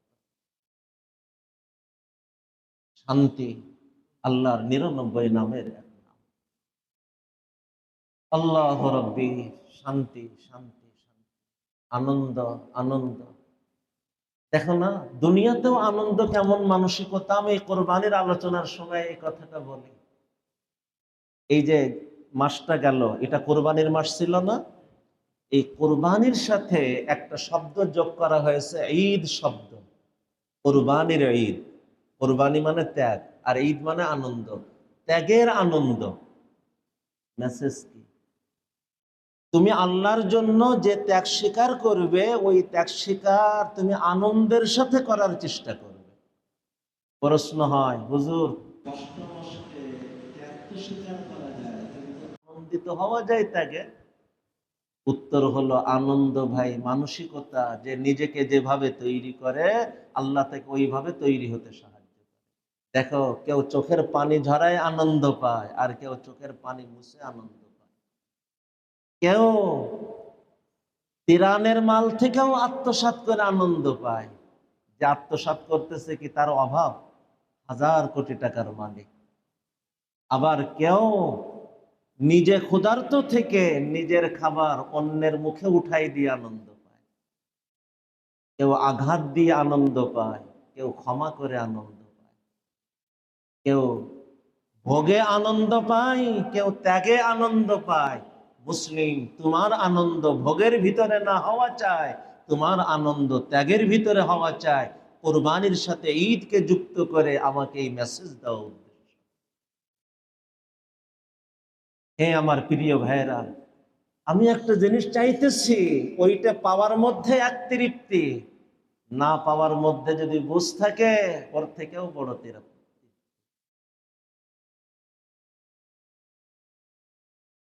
আমার চাওয়াকে আমি বাদ দেওয়া সহজ কথা না, কিন্তু এর থেকেও বড় কোনো কিছু প্রাপ্তি যদি সামনে এসে যায়, আমার পকেটে রূপা ভরা, আমাকে একজন বলতেছে আপনার পকেটের রূপাগুলি যদি পানিতে ফেলে দিতে পারেন, আপনার পকেটের রূপাগুলোকে একটু ফেলে দিবেন। আমি তাকে বলবো কি, বুকা, তুমি কি পেয়েছো আমাকে? এই রূপা আমি ফেলে দিব? অসম্ভব। এখন যদি আমাকে এবার কানে কানে বলে, ভাই আপনার পকেটে যে পরিমাণ রূপা, ওটা ফেলে দেন, সম পরিমাণ স্বর্ণ আপনার পকেটে ঢুকাই দিতে, এখন কি ফেলতে দেরি হবে? বরং মনে মনে ভাববে, আজকে যদি আরো বেশি রূপা থাকতো কতই না ভালো হইতো, তাও ফেলতাম, সম পরিমাণ স্বর্ণ পাইতাম। আজকে আমি যা পাইতেছি না, এটা আমি ভাবতেছি, কিন্তু এর স্থানে আমাকে যেটা দেওয়া হইতেছে একটু পরেই, সেটা আমি জানিও না। আখেরাতে যখন এই অপ্রাপ্তির প্রাপ্তি, শব্দটা মনে রাখো, এই অপ্রাপ্তির প্রাপ্তি, অর্থাৎ অপ্রাপ্তি অবস্থার করণীয় পূরণ করে যে প্রাপ্তি সে ওখানে তার হবে, ওই প্রাপ্তি দেখে সে আফসোস করবে। নবীজির শব্দ শোনো, কি আজীব শব্দ। আফসোস করে করে এই পর্যন্ত বলবে, লাউ আন্না জুলুদাহুম কুরিসাত বিল মাকারি। হায় হায়, আমার সবকিছু যদি অপ্রাপ্ত হতো কত ভালো হতো। শুধু অপ্রাপ্তির মধ্যেই আমার জীবন কাটানা, আমার জীবনটা যদি কষ্টে ডুবা হতো, আমার শরীরের কাজ দিয়ে টুকরা টুকরা করে দেওয়া হতো, কত না ভালো হতো। আজ এত এত এত কিছু পেতাম। লাউ আন্না জুলুদাহুম কুরিসাত বিল মাকারির। কাশ আমার চামড়াগুলো যদি কাইচি দিয়ে টুকরা টুকরো করে দেওয়া হতো। মানে এমন কঠিন পরিস্থিতির ভিতরে আমার দুনিয়ার জীবন কাটতো, কতই না ভালো হতো। আজ এত এত আমার মিলত। হে আমার প্রিয় ভাইরা, ওই রূপা ফেলে দেওয়া আনন্দের হয়ে গেছে যখন স্বর্ণের কথা সামনে এসে গেছে। আজকের যে অপ্রাপ্তির কারণে তুমি ব্যথিত, আজকের যে অপ্রাপ্তির কারণে তুমি ব্যথিত, তুমি যদি জানতে এই অপ্রাপ্তি অবস্থার করণীয় যদি তুমি করে এই পরীক্ষায় উত্তীর্ণ হতে পারতে, তোমার এই অপ্রাপ্তির প্রাপ্তি কি পরিমাণ ছিল। তোমার জন্য অপেক্ষা করতেছে এমন প্রাপ্তি, যে প্রাপ্তি কোনো চোখ দেখে নাই, যে প্রাপ্তি কোনো কান শোনে নাই, যে প্রাপ্তি কোনো মানুষের কল্পনাতেও আসতে পারে না। অপ্রাপ্তির কারণে তুমি ব্যর্থতা মনে করো, নিজেকে ব্যর্থ মনে করো, অথচ সময়ের ব্যবধানে পরিষ্কার হবে হয়তো এই অপ্রাপ্তির মানুষগুলি কালকেরা প্রাপ্তি মানুষদেরকেও টপকায় টপকায় আগায় গেছে। কারণ আজকে তার প্রাপ্তি ছিল রূপা, আর ওই অপ্রাপ্তির মানুষগুলির প্রাপ্তি পরক্ষণেই স্বর্ণ, হীরা, ডায়মন্ড। আজকের প্রাপ্তির মানুষগুলির প্রাপ্তি ছিল রূপা, রূপা তুল্য কোনো কিছু। আর যে মনে করতেছে আমার কিছুই মিলল না, হয়তো তার জন্য যে প্রাপ্তি অপেক্ষা করছে সেই প্রাপ্তি ছিল স্বর্ণ, রূপা, হীরা, ডায়মন্ডের মতন। আমি এই বিষয়ে আজানের সময়ও কাছে চলে আসছে, আলোচনাকে শেষ প্রান্তে নিয়ে আসতে হবে। আমি একটা বইয়ের ব্যাপারে আপনাদেরকে বলবো, আশা করি এটা অনেক মানুষের হৃদয়কে ঠান্ডা করবে, বুঝকে তার সঠিক লাইনে আসবে। বর্তমান সারা পৃথিবীব্যাপী যে কিতাবগুলি সর্বাধিক পড়া হয় তার মধ্যে একটা বই লা তাহজান, এর বাংলাও অনুবাদ হয়েছে হতাশ হবেন না, হতাশ হবেন না। এই বইটা সংগ্রহতে রাখতে পারেন, সংগ্রহ করে সংগ্রহে রেখেন, নিয়মিত দেখেন, ইনশাআল্লাহ জীবনের পরিচয় মিলবে। এই অপ্রাপ্তির কারণে জীবন ব্যর্থ না। আর আমি যেটাকে প্রাপ্তি মনে করতেছি, কসম বা খুদা, ওটা আমার জীবনের আসল প্রাপ্তি না। যে অপ্রাপ্তির কারণে আমি নিজেকে ব্যর্থ মনে করতেছি, ওটা ব্যর্থতা না, ওটা অপ্রাপ্তি না। আর যে প্রাপ্তিকে আমি বড় প্রাপ্তি মনে করতেছি, ওটা আমার জীবনের প্রাপ্তি না। ওই প্রাপ্তি ওই ভূতের ডিমের মতন কোন প্রাপ্তি, অতি তুচ্ছ কোন প্রাপ্তি। আমার জীবন এর থেকে বহু বহু বহু গুণ দামি কোনো কিছু পাওয়ার জন্য আল্লাহ বানিয়েছেন। হে আমার প্রিয় ভাইরা, বলতেছিলাম জীবনের পরিচয় জানি। পরিচয় না থাকলে এই জীবনের মূল্যায়ন সম্ভব না। হয়তো ওই পা ধোয়ার কাজে ব্যবহারের মতন আমার জীবন ব্যবহার করব, আর ভাববো আমি আমার জীবনকে সঠিকভাবেই তো ব্যবহার করতেছি। অথচ বাস্তবতা হলো আমার জীবন পা ধোয়ার মতন কোন কাজেই আমি ব্যবহারে আছি।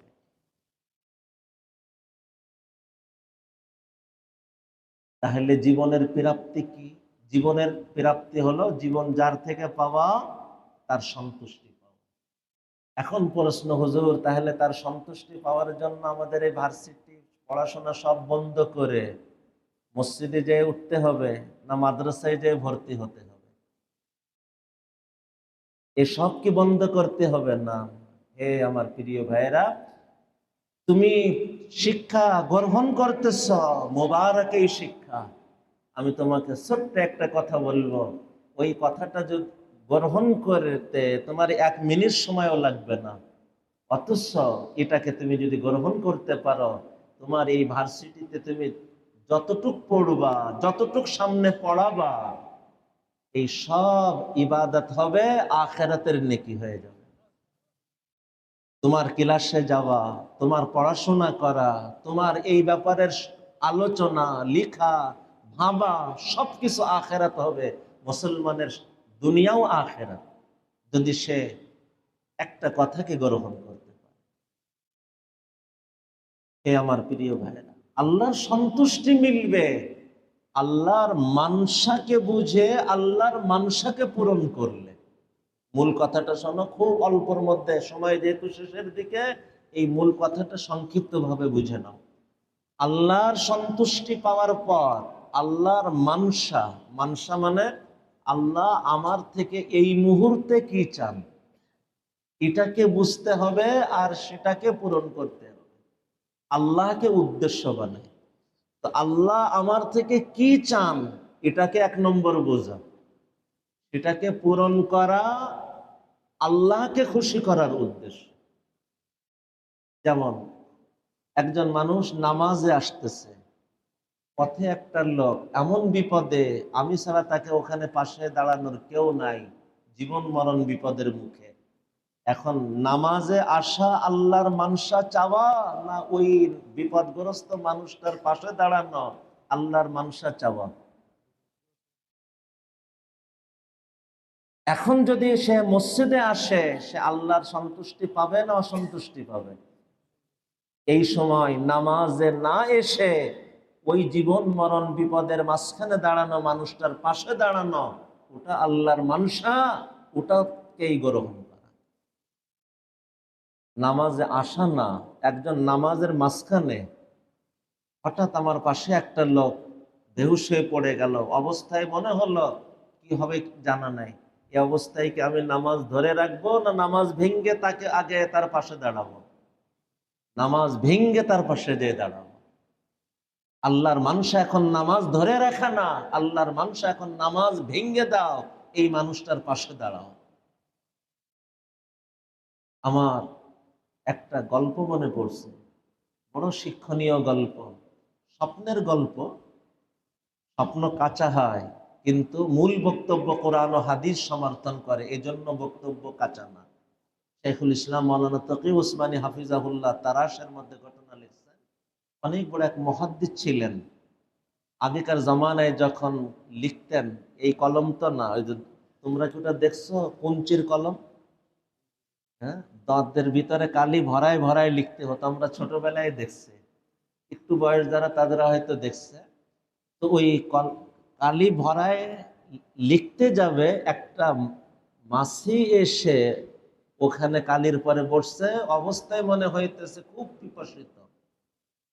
এখন ওনার মধ্যে আসছে, আমি তো এখন হাদিস লিখব, লিখতে গেলে এই পিপাসিত মশাটা উড়ে যাবে, মাছি, মশা বলতে মাছিটা উড়ে যাবে, তার পিপাসা নিবারণ হবে না। আর আল্লাহর এই সৃষ্টি পিপাসিত, আমি যদি এর পিপাসা নিবারণের জন্য একটু পাশে থাকতে পারি, হতে পারে এটা আল্লাহ খুশি হবে। এই কথা মনে আসার পরে যত সময় ওই পিপাসিত মাছিটা পান করলো, উনি স্থির কলমটা ধরে রাখছেন, কিন্তু সামান্য নড়লেই তো ওটা উড়ে যাবে। ও পিপাসা নিবারণ করে যখন উড়ে গেল, এরপরে লিখতে শুরু করলো। লিখতেছিলেন কি? কোরআন ও হাদিস। ওনার এন্তেকালের পর একজন স্বপ্ন দেখছে, আল্লাহ কি আচরণ করছে এই ঘটনা উল্লেখ করে বলতেছেন, ওই দিনের এই ঘটনায় আল্লাহ আমার খুশি হয়ে গেছে আর আমার জন্য জান্নাতের ফয়সালা করছে। এটা স্বপ্নর গল্প, স্বপ্ন কাঁচা হয়, কিন্তু মূল বক্তব্য স্বপ্ন নির্ভর না, কোরআন ও হাদিস এর সমর্থন। হে আমার প্রিয় ভাইরা, বোঝানো উদ্দেশ্য আল্লাহর মানসাকে বুঝতে হবে, যে এই সময় কোরআন হাদিস লিখা আল্লাহর চাওয়া, না এই পিপাসিত সৃষ্টির পাশে দাঁড়ানোটা আল্লাহর চাওয়া? নামাজে আসা আল্লাহর মানসা, নাকি এই বিপদগ্রস্ত মানুষটার পাশে দাঁড়ানো আল্লাহর মানসা? এই মানুষটা, আমি নামাজ ধরে রাখা আল্লাহর মানসা, না নামাজ ভেঙ্গে এই মানুষটার পাশে দাঁড়ানো আল্লাহর মানসা? আল্লাহর মানসা আমাকে বুঝতে হবে। যখন আল্লাহর মানসা যা, আমাকে সেটা পূরণ করতে হবে। কিন্তু ওই মানসা পূরণ করার মধ্যে উদ্দেশ্য হবে আল্লাহর সন্তুষ্টি। যেমন ওই যে মানুষটার কারণে মসজিদে আসা থামিয়ে দিল, উদ্দেশ্য কি ওই মানুষটার খুশি পাওয়া না আল্লাহর খুশি পাওয়া? যে মানুষটার কারণে নামাজ ভেঙ্গে দিয়ে তার পাশে বসলো, উদ্দেশ্য কি তার খুশি পাওয়া না আল্লাহর খুশি পাওয়া? তো আল্লাহর মানসা জানা আর সেই মানসা পূরণের মধ্যে আল্লাহকে উদ্দেশ্য বানানো, এই হইতেছে আল্লাহর সন্তুষ্টি পাওয়ার মূল ভিত। কোন সময় আল্লাহ আমার থেকে কি চান, এই মুহূর্তে আল্লাহ আমার থেকে কি চান, এটাকে বুঝা। হে আমার প্রিয় ভাইয়েরা, পুরা কোরআন ও সুন্নাহ, পুরা দ্বীন ও ইসলাম কোন সময় আল্লাহ আমার থেকে কি চান, এইটারই এক রূপরেখা। পুরা কোরআন ও হাদিস, পুরা দ্বীন ও ইসলাম কখন আল্লাহ আমার থেকে কি চান, এরই একটা রূপরেখা। আর আম্বিয়া কেরাম আলাইহিমুসসালাতু ওয়াসসালাম এরপরে স্তর বাই স্তর সাদিকিন, শুহাদা, সালেহিন এই রূপরেখার জীবন্ত উদাহরণ। অতএব আল্লাহর সন্তুষ্টি পাওয়ার পথ একদিকে কোরআন ও হাদিসের সাথে সম্পর্ক বাড়ানো, অপরদিকে আল্লাহর প্রিয় মানুষদেরকে জীবনের মাইল ফলক বানানো। এই দুইটা কথাকে যদি কেউ বুঝে নিতে পারে, তুমি ইঞ্জিনিয়ার হতে চাও হও, কিন্তু তোমার ভিতরে কোরআন ও হাদিসের জ্ঞানও কিছু থাকা চাই। কোরআন ও হাদিসের বিশেষজ্ঞ সবাই হবে না, কিন্তু কোরআন ও হাদিসের মৌলিক জ্ঞান সবার থাকা জরুরি। আজকাল অনেকে মনে করে কোরআন হাদিস মাদ্রাসার হুজুর ছাত্রদের জন্য। ভাই, কোরআন হাদিসে কোথাও আছে এটা মাদ্রাসার হুজুর ছাত্রদের জন্য? এ তো পুরো উম্মতে মুসলিমের জন্য, বরং কোরআন তো পুরা মানব জাতির জন্য। একজন অমুসলিম তাকেও কোরআন বলে যে কোরআন তোমার জন্য। তুমি পড়ো, দেখো তোমার জীবনের পরিচয় পাও কিনা এর মধ্যে। অবশ্যই তোমার জীবনের পরিচয়ের ভিতরে লুকানো। একদিকে কোরআন ও সুন্নাহর সাথে সম্পর্ক নিবিড় থেকে নিবিড় করা। তোমরা পড়তেছো, পড়ো, মোবারক তোমাদের পড়া। দৈনিক মাত্র 10টা মিনিট সময় নিয়মিত যদি দিতে পারো, আমি একটা আয়াত আর একটা করে হাদিস নিয়মিত বুঝবো, আমি বিশুদ্ধ তিলাওয়াত শিখব। আর আল্লাহ তাআলা তো তোমাদেরকে আজীব নিয়ামত দিয়েছেন। আমাদের খুলনা বিভাগের মধ্যে বেহতরিন কারি, সেরা কারি আল্লাহ তোমাদের ইমাম বানাইছেন। তো এগুলোকে কদর করো। তো কোরআন শেখো, তিলাওয়াত শেখো, কোরআন বোঝো, কোরআন ও হাদিসের সাথে সম্পর্ক নিবিড় থেকে নিবিড় করো। দৈনিক একটা আয়াত, দৈনিক একটা হাদিস। দেখো, মানুষ বলে শিক্ষা জাতির মেরুদণ্ড। পুরা শরীরকে কান বানায় শোনো, শিক্ষা কখনো জাতির মেরুদণ্ড হতে পারে না। সুশিক্ষা জাতির মেরুদণ্ড। শিক্ষা যদি জাতির মেরুদণ্ড হয়, বলতো অশিক্ষিত 2 টাকার দুর্নীতি করে আর শিক্ষিত 1000 কোটি টাকার দুর্নীতি করে, তাহলে শিক্ষা কিভাবে জাতির মেরুদণ্ড? যে শিক্ষার পরেও আমি নিজেকে দুর্নীতি থেকে আমি নিজেকে বাঁচাইতে পারি না, এটা কিভাবে জাতির মেরুদণ্ড হতে পারে? শিক্ষা জাতির মেরুদণ্ড না, সুশিক্ষা জাতির মেরুদণ্ড। আবার এই কথায় ওই ভুল মেসেজ নিও না যে হুজুর আমাদেরকে মনে হয় এই শিক্ষা বাদ দিতে বলতেছে। না, কেউ যদি তার শিক্ষার ভিতরে 2টা জিনিস গ্রহণ করতে পারে, তার ভিতরের থাকা সমস্ত শিক্ষা সুশিক্ষা হয়ে যায়।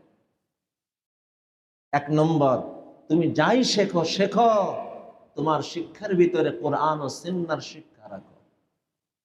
তুমি যাই শেখো শেখো, তুমি ডাক্তার হও, ডক্টর হও, ইঞ্জিনিয়ার হও, যাই হও, তোমার শিক্ষার ভিতরে কোরআন ও সুন্নাহর জ্ঞান চর্চা যেন থাকে।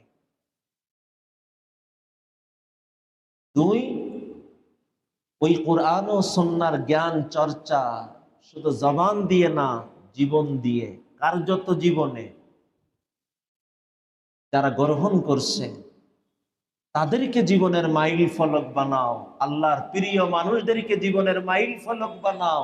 আল্লাহর প্রিয় ওই 4 শ্রেণীর মানুষ, মিনান নবিয়্যিন ওয়াস সিদ্দিকিন ওয়াস শুহাদাই ওয়াস সালিহিন। এই 4 শ্রেণীর মানুষকে, এখানে আও শব্দ না, ওয়াও শব্দ। ওয়াও মানে এবং, অথবা না, নবীগণ এবং এবং এবং এই 4 শ্রেণীর মানুষকে জীবনের মাইল ফলক বানাও। এই দুইটা দেখেন, আজকেরা কোরআন ও হাদিসের শিক্ষায় শিক্ষিত মানুষও দুর্নীতি করে, কারণ সে তার জীবনের মাইল ফলক বানাইছে কোন ক্ষমতাধর ব্যক্তিকে, সে জীবনের মাইল ফলক বানাইছে কোন সেলিব্রিটিকে, সে জীবনের মাইল ফলক বানাইছে লাখো ফলোয়ার যারা আছে, সে জীবনের মাইল ফলক বানাইছে অমুক আর তমুককে। জীবন একদিকে কোরআন ও সুন্নাহর জ্ঞান চর্চার জীবন, অপরদিকে আল্লাহর প্রিয় মানুষদেরকে জীবনের মাইল ফলক বানানো জীবন। আমি কার মতন হতে চাই? নবীর মতন হতে চাই। কার মতন হতে চাই? সিদ্দিকদের মতন হতে চাই। কার মতন হতে চাই? শুহাদাদের মতন হতে চাই। কার মতন হতে চাই? সালেহীনদের মতন হতে চাই। এই দুইটা শব্দ এত গুরুত্বপূর্ণ শব্দ, যদি কেউ আমাকে জিজ্ঞায় কোরআন ও হাদিসের নির্যাস কথা কি, আমি বলবো শুধু নির্যাস না, দুধের নির্যাস সর, সরের নির্যাস মাখন, মাখনের নির্যাস ঘি। তো কোরআন ও হাদিসের সেই ঘি তুল্য নির্যাস বক্তব্য, কিতাব ও সুন্নাহ, এর সাথে সম্পর্ক নিবিড় করো আর আল্লাহর প্রিয় মানুষদেরকে জীবনের মাইল ফলক বানাও। এটাই জীবনের লক্ষ্যে উত্তীর্ণ হওয়ার মূল ভিত। এই দুইটাকে ধরে রেখে তুমি দুনিয়ার সব থেকে বড় বৈজ্ঞানিক হও, সব থেকে বড় দার্শনিক হও, সব থেকে বড় ডাক্তার হও, সব থেকে বড় ডক্টর হও, তুমি দুনিয়ার সব থেকে ক্ষমতাধর হও, তুমি সব থেকে বড় সম্পদশালী হও, তুমি দুনিয়ার লাইনে যত যত আগাইতে চাও আগাও, কিন্তু কোরআন ও সুন্নাহর জ্ঞান তোমার ভিতরে থাকা চাই আর আল্লাহর এই 4 শ্রেণীর প্রিয় মানুষদেরকে জীবনের মাইল ফলক বানানো। যদি এই দুইটা কথাকে কেউ গ্রহণ করতে পারে, আমি এই কথা কিভাবে বললাম, এই আলোচনা লম্বা, সময়ও নাই, প্রয়োজনও নাই, কারণ এটা এত স্পষ্ট। কেউ যদি একটু ভাবে পড়তে, প্রয়োজন হলে খতিব সাহেবের সাথে যোগাযোগ করো। পুরা কোরআন ও হাদিসের এটা ঘি তুল্য নির্যাস শব্দ। কোরআন ও হাদিসের সম্পর্ক নিবিড় করো আর আল্লাহর প্রিয় মানুষদেরকে জীবনের মাইল ফলক বানাও। আমি গত সপ্তাহে তালিব ইলমদেরকে বলতেছিলাম, আজকেরা আমরা সব মাশহুর হতে চাই। মাশহুর হওয়ার চিন্তা করো না, মাকবুল হওয়ার চিন্তা করো। মাশহুর মানে পরিচিত হওয়ার চিন্তা করো না, মাকবুল আল্লাহর কাছে গ্রহণযোগ্য ব্যক্তি হওয়ার চিন্তা করো। আমার জীবনের মাইল ফলক সারা দুনিয়া যাকে চেনে সে হবে না, আমার জীবনের মাইল ফলক যাকে মনে হয় আল্লাহর কাছে সে গ্রহণযোগ্য একজন মানুষ, সে হবে। শোহরাতের পিছনে না, কবুলিয়তের পিছনে পড়ো। মাশহুর হওয়ার চিন্তা করো না, মাকবুল হওয়ার চিন্তা করো। মানুষের কাছে পরিচিত হওয়াকে মুখ্য বানাও না, আল্লাহর কাছে গ্রহণযোগ্য মানুষ হওয়ার চিন্তা করো। আর যারা মাশহুর হওয়ার চিন্তা রাখে নাই, আল্লাহর কাছে মাকবুল হওয়ার চিন্তা রাখছে, সেই মানুষদেরকে জীবনের মাইল ফলক বানাও। এরপরে দেখো তোমার অন্তরে শান্তি আসে কিনা, এরপরে দেখো তোমার অপ্রাপ্তির সময় কোনো বেদনা থাকে কিনা। দেখো, দেখতেছে আমি এই অংশ পরীক্ষায় না লিখলে আমার নম্বর কমবে, কেউ জানে না, কানে আওয়াজ আসছে, লিখে দিলে নম্বরটা পেয়ে যায় না। নিজ হাতে নিজের নম্বর কমাইতেছে আর এর ভিতরে সে স্বস্তি পাইতেছে। নিজ হাতে নিজের নম্বর কমাইতেছে আর এর ভিতরে নিজে স্বস্তি পাইতেছে, কারণ সে বুঝতেছে আমার এই অপ্রাপ্তির পরের প্রাপ্তি এর থেকে বহুগুণ বড় প্রাপ্তি। আমি রূপকে বর্জন করতেছি, দুনিয়ায় আমার ভালো নম্বর কমে যাবে, কিন্তু এর বিনিময় আমার জন্য অপেক্ষা করতেছে স্বর্ণ অথবা হীরা, ডায়মন্ড। হে আমার প্রিয় ভাইরা, জীবন আজকের অনেক বুঝ আছে এই শরীরে, ওই প্রিয়জনের নাম খোদাই করে রাখে। রক্ত এখানে আছে কিনা আমি জানি না, শুনে আমার নজরে এখনো পড়ে নাই কোনো মানুষ, কিন্তু শুনি এরকম মানুষও নাকি আছে যারা শরীর কেটে রক্ত বের করে তার প্রিয়জনের নাম লেখে। আরে ভাই, এই জীবন আমি কি মালিক? এই জীবনের এক একটা ফুটা এর মালিক আমি না, এর এক একটা ফুটার মালিক আমার আল্লাহ। এই জীবনের অনেকে ভালোবাসায় বলে, আরে তোর জন্য আমি জীবন দিয়ে দিতে পারি। আরে জীবন তো অনেক দূরের কথা, এক ফোঁটা রক্ত দেওয়ার অধিকার আমার নাই। জীবন যার দেওয়া, এই জীবন তার হয়ে হও, এই জীবনকে তার বানাও। এই জীবনের এক একটা ফোঁটা রক্ত তার জন্য, এই জীবনের এক একটা ফোঁটা ঘাম তার জন্য, এই জীবনের সবকিছু তার জন্য। এই বুঝটা নিয়ে নাও, এরপরে দেখো তোমার জীবনের স্বস্তি কি, তোমার জীবনের শান্তি কি, তোমার অপ্রাপ্তির মধ্যেও তোমার অন্তরের বুঝটা কি। নিজ হাতে পরীক্ষার নম্বর কমায় আর মনের মধ্যে স্বস্তি পায়। নিজের মুখের খাবার আরেকজনের মুখে উঠাই দিয়ে নিজে ক্ষুধার্ত থাকে। এমনকি ওই ঘটনা তো প্রসিদ্ধ, তোমাদের জানা থাকার কথা। নবীর মেহমান, কোন রক্তের সম্পর্ক না, আত্মীয়তার সম্পর্ক না, পুরানা পরিচয়ও না, তার জন্য নিজেরা না খাওয়া, সন্তান না খাওয়া, আলো নিভায় রাতের অন্ধকারে মেহমানকে পেট ভরাইতেছে, আর এর মধ্যে স্বস্তি পাইতেছে। নিজে না খেয়ে, পরিবার না খেয়ে, এই অপরিচিত একটা মানুষকে আলো নিভায় তাকে খাওয়ায় পেট ভরায় স্বস্তি পাইতেছে। প্রাপ্তি শুধু আনন্দ না, অনেক অপ্রাপ্তির ভিতরে বেশি আনন্দ, কারণ অনেক অপ্রাপ্তির পরেই বড় প্রাপ্তি আছে। হে আমার প্রিয় ভাইয়েরা, সময় শেষ হয়ে আসছে, 2 মিনিট মতন। ঘড়িটা তো ঠিক আছে না? শেষ হয়ে যায় না। এই জীবন যার লক্ষ্য, উদ্দেশ্য, গন্তব্য, জীবন যিনি আমাকে দিয়েছেন তার সন্তুষ্টি অর্জন করে তার কাছে যেতে পারা, এই মাওলা মিলবে কিভাবে বলা হলো। এই দুইটা ব্যাপারে কিতাব ও সুন্নাহর জ্ঞান চর্চা আর আল্লাহর প্রিয় মানুষদের জীবনের মাইল ফলক বানানো। আমি খুব বেশি অনুরোধ করব, এই দুইটাকে তোমরা খুব আন্তরিকভাবে গ্রহণ করো। মাত্র 10টা মিনিট সময় একটা আয়াত, একটা হাদিস নিয়মিত বোঝার জন্য দাও। আর আল্লাহর প্রিয় মানুষদের জীবনী, নবীর জীবনী, সাহাবায়ে কেরামের জীবনী, এই উম্মতের ওই সমস্ত মানুষ যারা নবীর রঙে রঙিন হতে, নবীর সাজে জীবনকে সাজানোর জন্য চেষ্টাই ছিল, তাদেরকে তাদেরকে চেনো আর তাদেরকে জীবনের মাইল ফলক বানাও। এর ভিতর দিয়ে তুমি অনেক বড় শিক্ষিত হয়ে যাও, তুমি দুনিয়ার সর্বসেরা সম্পদশালী হয়ে যাও, দুনিয়ার সর্বসেরা ক্ষমতাধর ব্যক্তি হয়ে যাও, সারা দুনিয়ার নজর কাড়া মানুষ হয়ে যাও, তুমি সফল। আর এই সব চাওয়ার কোনো চাওয়াও যদি পূরণ না হয়, তুমি সফল, তুমি সফল। কারণ এই প্রাপ্তি আসল প্রাপ্তি না, এর পরের প্রাপ্তি আসল প্রাপ্তি। ভোটের সময় দেখো না, বড় মিছিল হলে মানে তার মিছিল সব থেকে বড়, কিন্তু ভোটের সময় হেরে গেল। এই বড় মিছিলের কোনো মূল্য আছে? মিছিল কম হয়েছে কিন্তু ভোটের সংখ্যা বেড়ে গেছে, এই ছোট মিছিলের কোনো ক্ষতি আছে? উপস্থিত দেখায় সমস্ত জনসমুদ্র যেন এর সাথে, জনসমুদ্র যেন এর সাথে, ফলাফল জিরো হয়ে গেল। এই ভিড়ের কি মূল্য? এই প্রাপ্তির কি মূল্য? এই জনসমুদ্রের উপস্থিতির কি মূল্য?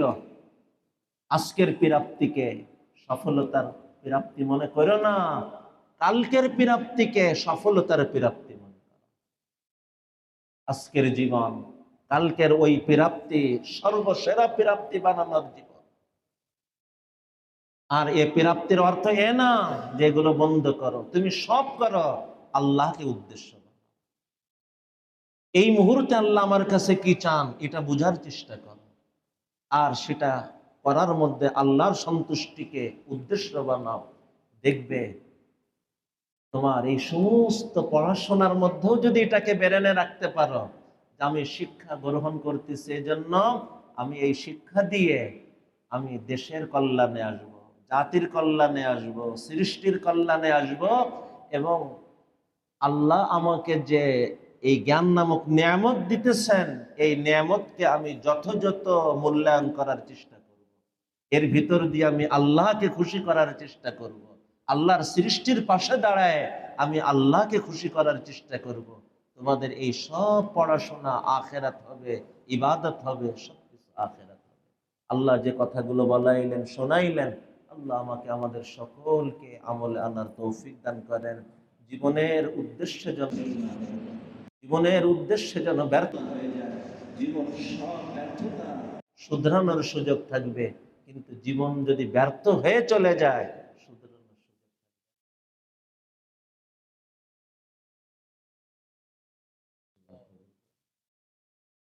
আল্লাহ যে কথাগুলো বলাইলেন, শোনাইলেন, আল্লাহ আমাকে আমাদের সকলকে আমলে আনার তৌফিক দান করেন। আল্লাহুম্মা আমিন। ওয়া আখিরু দাওয়ানা আলহামদুলিল্লাহি রাব্বিল আলামিন। আর যাইতে যাইতে বা দোয়ার আগে আগে ছোট্ট একটা মিনিটের কথা বলে দিই, যে কথা গতবারও বলছিলাম। এই সব যা শুনলাম এটা কানে ঢুকছে, এটা যেন দিলের মধ্যে আসে, কান দিয়ে বেরোই না যায়। এর জন্য করণীয় হলো আজকের এই যে পরিবেশ, এই পরিবেশকে ধরে রাখা, এই পরিবেশকে আগায় নেওয়া, এই পরিবেশকে ধরে রাখা, এই পরিবেশকে আগায় নেওয়া। সবাই মসজিদে আসার সময় সাথীদেরকে মসজিদে ডাকতে ডাকতে আসবো। প্রত্যেকটা হলে যে যে থাকি চেষ্টা করব সব সাথীরা যেন মসজিদে আসে, সবাই যেন কোরআনের সাথে লাগে, হ্যাঁ, সবাই যেন ইমানি মেহনত, দাওয়াতের মেহনতে লাগে, উলামায়ে কিরামের সাথে জোড়ে, আল্লাহ ওয়ালাদের সাথে সম্পর্ক রাখে, দুনিয়াও সুন্দর করার চিন্তা রাখবে, আখিরাতকেও সুন্দর বানানোর চেষ্টা করবে। আল্লাহর কাছে চাবো তো দোনোটা চাবো, দুনিয়াও চাই, আখিরাতও চাই।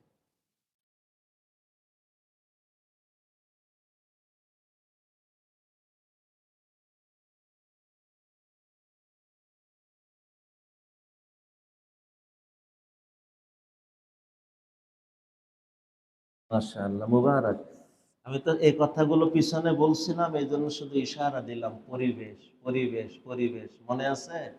একই বাতাস ময়লার পরিবেশ পেয়ে নাকে আসে, ওই বাতাস হাসনা হেনা ফুলের পরিবেশ পেয়ে নাকে আসে, একরকম থাকে? তদ্রূপ একই মানুষ ময়লা তুল্য পরিবেশে উঠা বসা করে, আর হাসনা হেনা ফুল তুল্য পরিবেশে উঠা বসা করে। এই দুই মানুষও কোনোদিন একরকম থাকে না।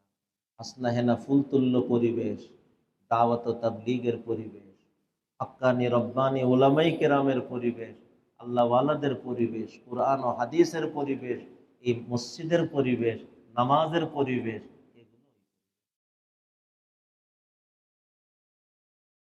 নিজেই বলে। দোয়া করবেন ইনশাআল্লাহ। দোয়ার পরে আজান হবে। আমরা ৯টায় নামাজ পড়ব ইনশাআল্লাহ। হুজুর বয়ানের মধ্যে যে কথাগুলো বলেছেন, ছাত্র ভাইরা নাগরিকের কুয়েট এবং আমাদের এখানে আমরা সবাই আশা করি বুঝতে পেরেছি আমাদের নিজের জীবনের সফলতা এটা দুনিয়ার সাথে সম্পৃক্ত, এবং আল্লাহ তাআলাকে পাওয়ার মধ্যেই সফলতা, এবং আল্লাহকে না পাওয়ার মধ্যেই হুজুর যে কিতাবের কথা বলেছেন, আমি ছাত্র ভাইদেরকে বিশেষ করে আমাদের ছাত্র ভাইদের, আমাদের উপাচার্য স্যার এখানে উপস্থিত আছেন, আন্তরিকতা এবং ভালোবাসা এবং সার্বিক ব্যাপারে সচেতন দৃষ্টি মানে এটা আমার পক্ষ থেকে একটা বহুত বড় প্রাপ্তি। আর কিছুদিন আগে এই সপ্তাহে আগের সপ্তাহে আমাদের মসজিদ কমিটির সভাপতি স্যারকে বলতে যে মসজিদে ইতিমধ্যে আমি ফাইলও ছেড়েছি এবং অনুমোদনও হয়েছে। ইনশাআল্লাহ হুজুর যে কিতাবের নাম বললেন লা তাহজান, তুমি হতাশ হয়েও না, অত্যন্ত চমৎকার চমৎকার এবং সময় উপযোগী এবং প্রয়োজনীয় আমরা এই কিতাব নিয়ে আসবো ইনশাআল্লাহ এবং বেশি